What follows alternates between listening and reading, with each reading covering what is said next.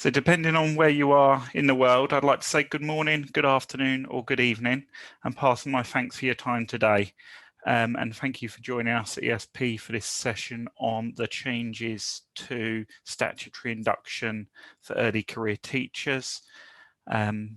It's great to see so many familiar names on the session today, as well as lots of new colleagues from British schools overseas. As I've said previously, we're expecting around 100 staff from about 40 BSO schools to join us today. For those of you who don't know me, my name is Mark Bignell, and I am the Business Development Director at ESP Education. I'm pleased to be able to host today's session outlining the changes to NQT induction that will affect your school from September 2021. Before we begin, I'd just like to revisit some of the housekeeping points for the session. This session is now being recorded, and I'll be sharing a link to the recording along with some of the key DFE documentation in relation to the changes to everyone registered later today. So if you do have to leave us early, don't worry, you'll get the recording to watch it as live.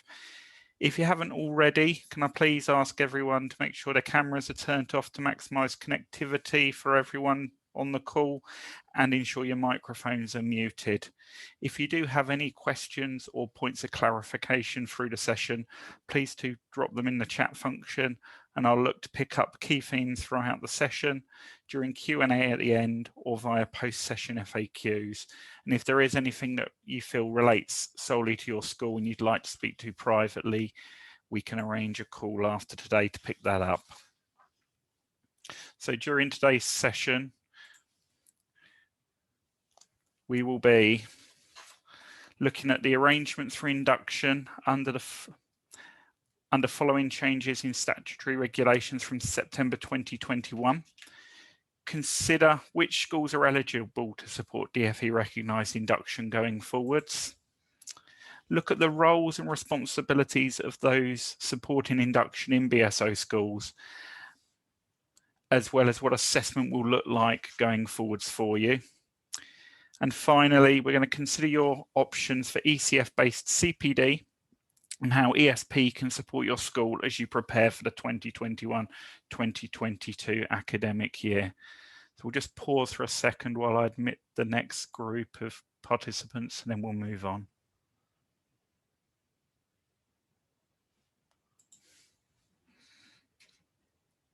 So the purpose of statutory induction.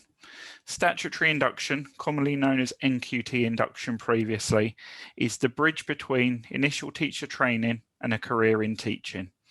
It combines a structured program of CPD development, in-school support and professional monitoring, and an assessment of performance against the DFE teacher standards. The program should support the early career teacher and provide them with the necessary training to ensure that they can demonstrate that their performance against the teacher's standards is satisfactory by the end of the induction period. And up until this point, the induction period has been 1 year, 3 academic terms. Induction should provide a foundation for NQTs and equip them with the tools to be an effective and successful teacher.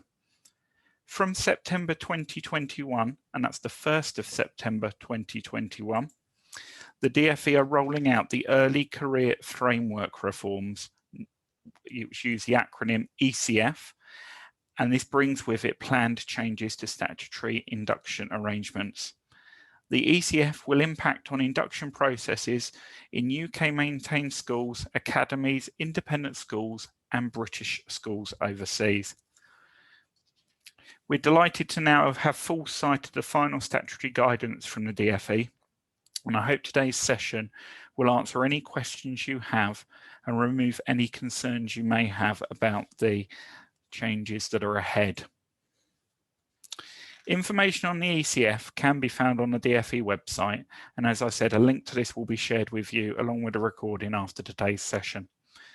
The ECF reforms will create a step change in support for early career teachers. So we're seeing a move from the term newly qualified teacher to early career teacher with the acronym ECT.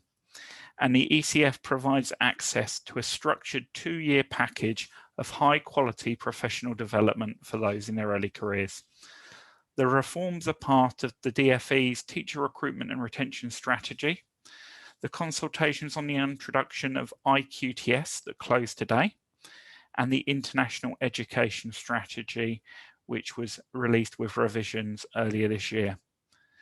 The ECF is fundamentally designed to improve the training and development opportunities that are available to new teachers, both at home and in BSO schools worldwide. Before we look at the changes that will impact BSO schools, it's important to stress what hasn't changed in terms of eligibility to support induction. There are no changes to the statutory eligibility of international NQT induction, now known as ECT induction. Induction under ECF is exclusively available to those schools who have undertaken a BSO inspection within the last 6 years, but please be aware you need to remain BSO accredited for the length of the induction period. In addition to that, you must have full membership of at least one of the DfE's recognised membership associations for British international schools. So in alphabetical order, these are AOBSO, BSME, COBIS, FOBISIA, and NABS. And finally, international schools looking to offer induction within their school must be working with a DfE registered appropriate body, that's an AB, to support their teachers engaged in the induction process. The AB retains the main quality assurance role within the induction process going forwards, and the AB is responsible for checking that head teachers have put in place an induction program for their new recruits and ensuring that this program of support is in line with statutory requirements and comparable to induction standards in the UK. The appropriate body is expected to ensure that there is sufficient monitoring and support through induction so that there are no surprises when a teacher reaches the formal assessment points in their induction period. So some key things have remained the same in terms of eligibility. So those of you that have been able to support NQTs up to this point will be able to support ECTs as long as you continue with your BSO accreditation, your memberships, and your AB support. So what's new? The statutory guidance for induction has been significantly updated since the last session we ran on the ECF, and the final version was released at the end of the spring term, including the following key changes to your current processes. We will no longer refer to new teachers as NQTs. From September the 1st, 2021, NQTs will now be known as early career teachers, that's ECTs. The standard length of induction has been increased from 1 school year to 2 school years. In addition to the 10% timetable reduction that ECTs receive in their first year of induction, ECTs will now also receive a 5% timetable reduction in the second year of their induction period. We're aware that a number of you in BSO schools already give your teachers significant time off timetable, so this may not represent too much of a change for you. Schools are expected to deliver an induction period that is underpinned by the ECF CPD programme, and appropriate bodies like ourselves will have a role in checking that the ECF-based induction is in place at key points in the induction process. We'll be doing this through a process that the DfE have titled the Fidelity Check, and I'll give you more information on ECF CPD and the Fidelity Check later. So for those of you already carrying out induction in your schools, you'll know about the current roles of the induction tutor and the head teacher in supporting induction. Going forward, the role of the ECT mentor has been introduced. The mentor will have a key role in supporting the ECT during the induction period and is separate to the role of the induction tutor. And again, more to come on roles, responsibilities under ECF. So moving from a 1-year, 3-term, 3 assessment model, There will now be 2 formal assessment points during the 2 years, one midway through the induction, so that's at the end of year 1, term 3, and one at the end of the induction period, so term 6, year 2.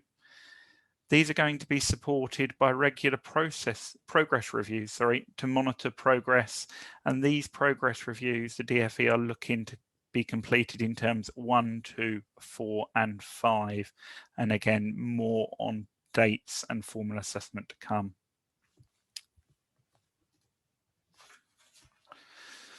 So as I said, the new statutory requirements come into force from the 1st of September this year and extend the induction from 1 to 2 years.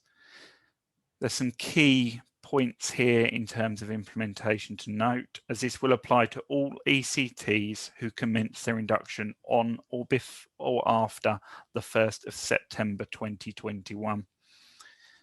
There are a number of key transitional arrangements that the DfE have put into place that will affect those of you with NQTs who are either midway through their induction or for those whose academic years and classroom teaching are commencing in August. So ECTs who on the 1st of September had started but not completed their induction, so that could be if you've had any January starters, April starters, or if you're starting in August, those will be referred to as the pre-September 2021 cohort, and those ECTs will have until the 1st of September 2023 to complete induction within the traditional 3-term model. So as I say, this will apply to anyone who commenced induction in the spring or summer terms 2020-2021, or any future recruits who may have partially completed their induction elsewhere. The DfE have also confirmed that those schools in the Middle East whose classroom teaching will commence in August will also be deemed pre-September 2021, and that they can offer their new starters the traditional 1-year 3-term induction model for 21-22. At present, I'm aware there are schools in Abu Dhabi, Kuwait and Qatar where this will apply. If your academic year is starting before September, and please note this is classroom teaching, not just staff contracts, so it doesn't take in any onboarding weeks, staff development weeks. So if your classroom teaching is commencing in August, and I'm not aware of it as yet, please can you pop your school name and country in the chat pod, and I'll make sure that I make the DfE aware that they need to consider these arrangements for your school. It's worth noting that even if you are offering the 1-year induction next year as part of the transition, the DfE are advocating, where possible, that this cohort of ECTs should have access to an ECF-based CPD programme, a mentor and an induction tutor. This is to be decided by the head teacher and appropriate body, and at ESP we will be inviting all ECTs completing a 1-year induction next year to join our ECF-based online CPD programme across the year. If you are using an appropriate body that isn't linked to ESP, then please note that when you're talking to your appropriate body. After the 1st of September 2023, when the transition period ends, all ECTs will be required to complete a 2-year induction period. If you have ECTs at this point who have not completed induction under the transition arrangements, they will not be expected to restart their induction, but rather complete what remains of a 2-year induction. So this will predominantly relate to you if you're employing somebody that has done 2 terms in the UK, then gone to a non-BSO school for a couple of years, and then moves to you and wants to complete their induction. It's expected that these ECTs will be able to access ECF support and entitlements for the remainder of their induction period, and that tops them up to the 2 years. As I say, this is only likely to affect you if you employ teachers for the 23-24 academic year and subsequently find out that they've only partially completed their induction, but it is worth you being aware of the requirements. So DfE regulations place a responsibility on the school to ensure that a suitable monitoring and support programme is put in place for the ECT, structured to meet their professional development needs. So this is expected to include the following: a programme of training that supports the ECT to understand and apply the knowledge and skills set out in the early career frameworks, evidence statements, they're the learn that statements, and practice learn how to statements. And again, a copy of the ECF will be sent after today.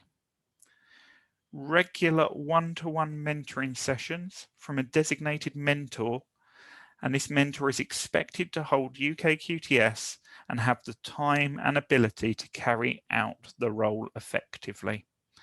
And at registration, you will be starting to be asked more about the QTS teacher reference numbers of your mentors and induction tutors. So when planning ahead, consider the fact that going forwards, there will be checks on the QTS of mentors and tutors. Support and guidance in addition from a designated induction tutor. And again, this induction tutor is expected to hold QTS and have the time to complete the role.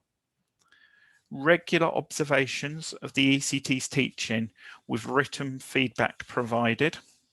And that feedback is provided not only to the ECT, but also to the appropriate body at assessment point or progress review. Professional reviews of progress conducted by the induction tutor to set and review professional development targets against the UK teacher standards, and the ability for the ECT to observe experienced teachers either in your own school or, if possible, in another school where effective practice has been identified. So roles and responsibilities under the ECF.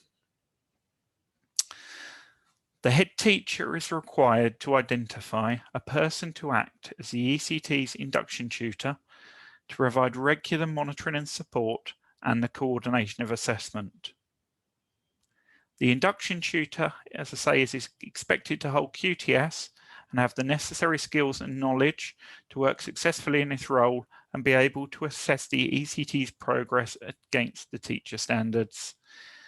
This is a very important element of the induction process going forwards, and the induction tutor must be given sufficient time to carry out the role effectively and to meet the needs of the ECT.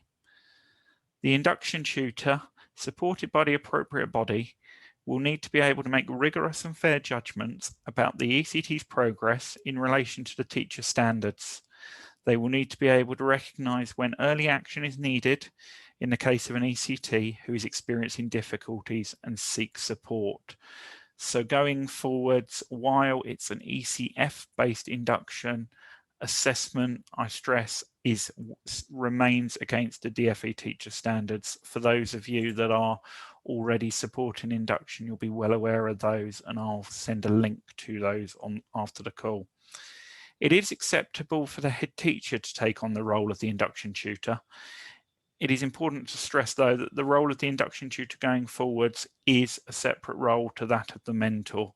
So previously we've had mentors, induction coordinators, and head teachers. We now have ECT mentors, ECT induction tutors, and head teachers. In addition to the induction tutor, the head teacher should also identify a person to act as the ECT's mentor, as I've said. The mentor, once again, is expected to hold QTS and to have the necessary skills and knowledge to work successfully in the role. Mentoring is seen as a very important element of the induction process under ECF, and the mentor is expected to be given adequate time to carry out the role effectively to meet the needs of the ECT and their own professional development in the role. The mentor and the induction tutor are two discrete roles with differing responsibilities, as I've said, and it is expected that these roles should be held by different staff members. In exceptional circumstances, the DfE are allowing the head teacher to designate a single teacher to fulfill both roles, but where this is the case, the head teacher should ensure that the induction tutor understands that they are fulfilling two discrete roles and that adequate safeguards are put in place to ensure that the mentoring support offered to the ECT is not conflated with the assessment of the ECT against the teacher standards. And again, for those using ESP to support your school, we will be asking for details of all parties at registration and looking where possible for these to be separate individuals. So that's the roles and responsibilities. Observation and assessment, and there are some key changes here from what you've done previously. So as I say, the teacher standards will still be used to assess an ECT's performance throughout their induction period. The decision about whether an ECT's performance against the relevant standards is satisfactory upon completion of induction should take into account the ECT's work context and must be made on the basis of what can reasonably be expected of an ECT by the end of their induction period within the context of the standards. Judgment should reflect the expectation that ECTs have effectively consolidated their initial teacher training, their ITT, and demonstrated their ability to meet the teacher standards consistently over a sustained period in their practice. The ECF is not, as I said, and should not be used as an assessment tool, only assessments against the teacher standards as before. An ECT's teaching is expected to be observed at regular intervals throughout their induction period to facilitate a fair and effective assessment of the ECT's teaching practice. Conduct an efficiency against the teacher standards. Observations of the ECT may be undertaken by the induction tutor or another suitable person from inside or outside of the school, but must always be documented. It is also expected that any observer holds QTS, as in the case of the induction tutor and the mentor, that the ECT and observer meet to review any teaching that has been observed, with arrangements for post-observation review meetings made in advance of any observation taking place. Feedback from the observation is provided in a prompt manner and is constructive, with a brief written record made on each occasion, and that any written record will indicate where further development needs have been identified. And we do ask that these records be shared with the appropriate body at the point of assessment. The ECF introduces the requirement for schools to conduct professional progress reviews with their ECTs. The induction tutor is expected to review the ECT's progress against the teacher standards throughout the induction period, with progress reviews taking place in each term where a formal assessment doesn't take place. So as I've previously said, that will be term 1, term 2 are progress reviews, term 3 a formal assessment, 4 and 5 progress reviews, and 6 as a final assessment. Progress reviews are expected to be informed by existing evidence of the ECT's teaching and to be conducted with sufficient detail to ensure that there is nothing unexpected for the ECT when it comes to formal assessment. It's important to note that these progress reviews are not formal assessments, and there is no statutory requirement for ECTs to create evidence specifically to inform a progress review. ECTs are expected nonetheless to engage with the process and provide copies of existing evidence as agreed with the induction tutor.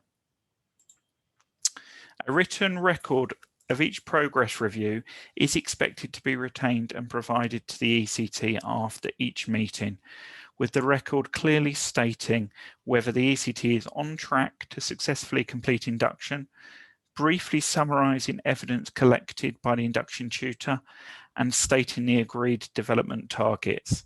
It is also expected that objectives are reviewed and revised in relation to the teacher standards, and the needs and strengths of the individual ECT. Where the induction tutor is not the head teacher, it is expected that they also update the head teacher on the ECT's progress after each progress review.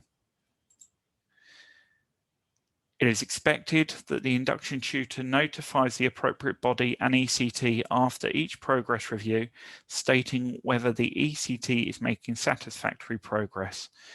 Where the induction tutor believes the ECT is not making satisfactory progress, it's also expected that they outline the plan they have put in place to assist the ECT in getting back on track. And if they need support in this matter, that will be provided by your appropriate body. As I said, it's expected that schools maintain regular contact with the AB throughout induction, keeping them apprised of the ECT's progress and providing copies of progress reviews if requested. And for those of you that use ESP, you'll be aware we use the NQT Manager system, which at present is going through significant upgrades to allow progress reviews, short progress reviews, and full assessments to be available via NQT Manager.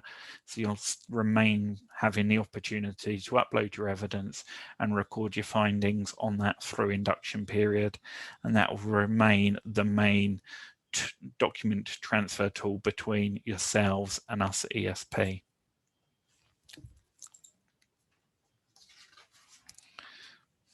So formal assessments, as I've previously said, these go from the 3 formal assessments at present to 2 going forwards.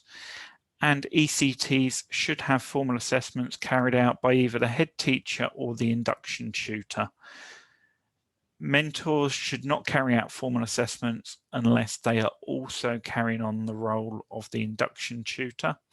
So it's induction tutors rather than mentors doing assessments going forward, please. As I've said, ECT should receive an assessment in the final term of the first year, so term 3, and in the final term of the second year of induction, term 6. And that term 6 assessment will trigger the discussions with the TRA about completion of induction. It's for schools and ECTs to agree exactly when the assessment dates are set, but they will be within windows, and evidence used in assessment should be clear and transparent, and copies provided to the ECT and appropriate body. And again, for those of you working with ourselves at ESP, you'll know that those assessment windows are set within NQT Manager with enough flexibility to allow those of you in the international sector and your slightly different holiday dates from us in the UK and between countries. Evidence for assessments must be drawn from the ECT's work as a teacher during their induction period. To ensure evidence gathering is not burdensome for the ECT, formal assessment meetings should be informed by evidence gathered during progress reviews and assessment periods leading up to the formal assessment window. This will consist of existing documents and working documents. There is no need for the ECT to create anything new for the formal assessment. They should draw from their work as a teacher and from the induction program and their evidence that they've uploaded to NQT Manager throughout. Judgments made during the induction period, as I say, should relate directly to the teacher standards and should not be made against the ECF.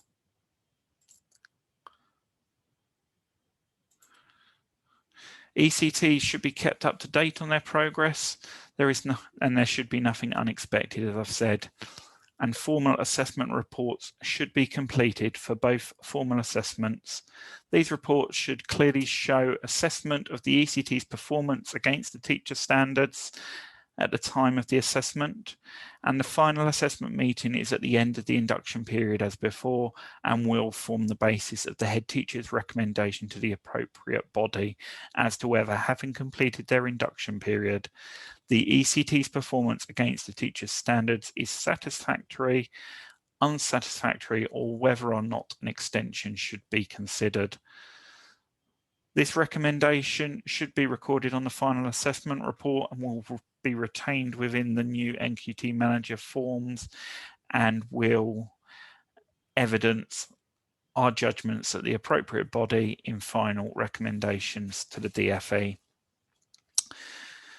So as I've said, assessment under ECF remains firmly based upon the teacher standards. However, we have indicated repeatedly there is a need for you to offer an ECF-based induction. And what does that mean to you as a British school overseas? So the ECF, the Early Careers Framework, outlines the support that ECT should receive at the start of their teaching career. It's designed to consolidate best available evidence and research across 5 key areas. So the 5 key areas of the ECF are behaviour management, pedagogy, curriculum, assessment, and professional behaviours. And the ECF allows us to ensure that teachers will have the opportunity to engage in the evidence underpinning the framework and apply this to their teaching. It's aimed that this will provide firm foundations to develop their teaching practice and ultimately accelerate pupil outcomes. The head teacher is expected to ensure that ECTs receive a programme of training that enables the ECT to understand and apply the knowledge and skills set out in each of the ECF's evidence and practice statements. It is essential to state that ECF-based training is expected to be embedded as a central aspect of induction. It's not an additional training programme, nor is it deemed an optional extra for schools.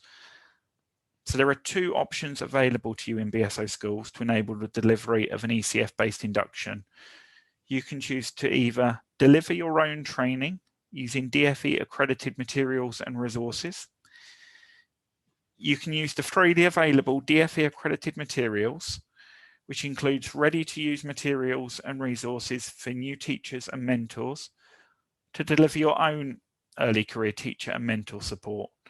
So this will include self-directed study materials, mentor session guidelines, training session guidelines. And these materials that are freely available to all schools by the DFE have been quality assured and accredited by the Education Endowment Foundation. The second option available to you is to design and deliver your own ECF-based induction. It's up to school leaders to choose the approach that best suits the needs of their ECTs and mentors. But whatever option you choose, from September 2021, your appropriate body will be expected to check that all ECTs have access to an induction programme based on the ECF. This will take place through what the DFE are calling the fidelity check. The fidelity check will take place at registration and both assessment points. There is no pass-fail of ECF, nor, as I have said, should it have any impact on formal assessment, but it is a statutory requirement of all ECTs completing induction in either the UK or a BSO school. In order to support the schools working with us, ESP will not only signpost the DFE's accredited materials to all of our partner schools, but will also, at no additional charge, provide a programme of online CPD for ECTs firmly founded on those ECF core materials. These sessions will be based on the DFE's central core materials, but also internationalised and made appropriate to the requirements of a BSO school.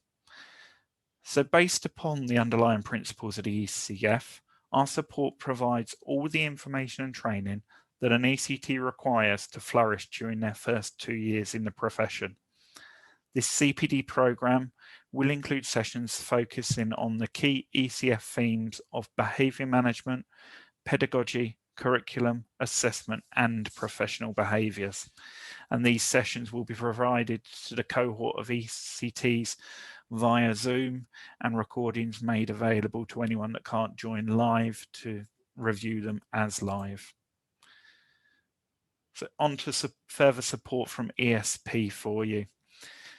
So the ESP all-inclusive 2-year induction and CPD package is available at £500 per ECT, which is reduced to £425 per ECT for those schools with confirmed AOBSO membership for 2021-2022. And additionally, if you are still recruiting ECTs for next year, and I know a number of you are, I'd like to draw your attention to our recruitment support package offered to BSO schools in partnership with eTeach. We are committed to finding our schools the best possible candidates who understand the challenges and opportunities of working in the BSO sector. In partnership with eTeach, we have created a pool of high quality ECTs, and there's over 600 in this pool, who have been specially selected due to their suitability and desire to commence their careers in one of the very best British international schools.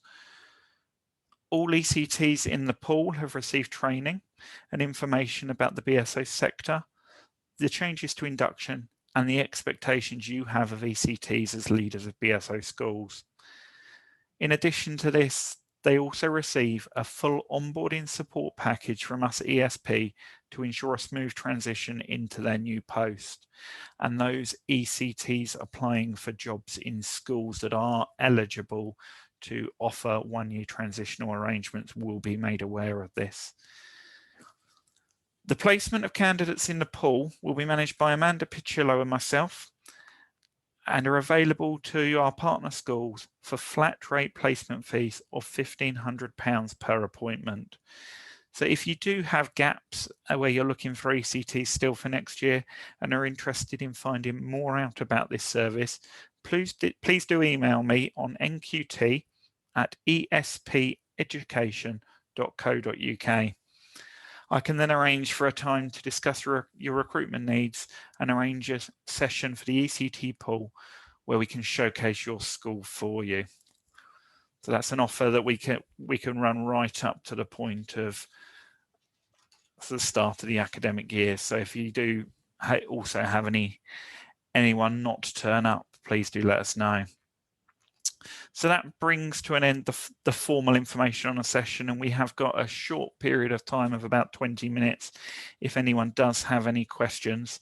So I'll now stop the recording of the session, and if anyone does have any questions they wish to raise, please do let me know. I can see there's some comments in the chat pod. I'll run through those as well. Alternatively, if today's session has raised any questions that you'd prefer to discuss on a one-to-one basis, then please do drop me a line and we can schedule a time for a conversation.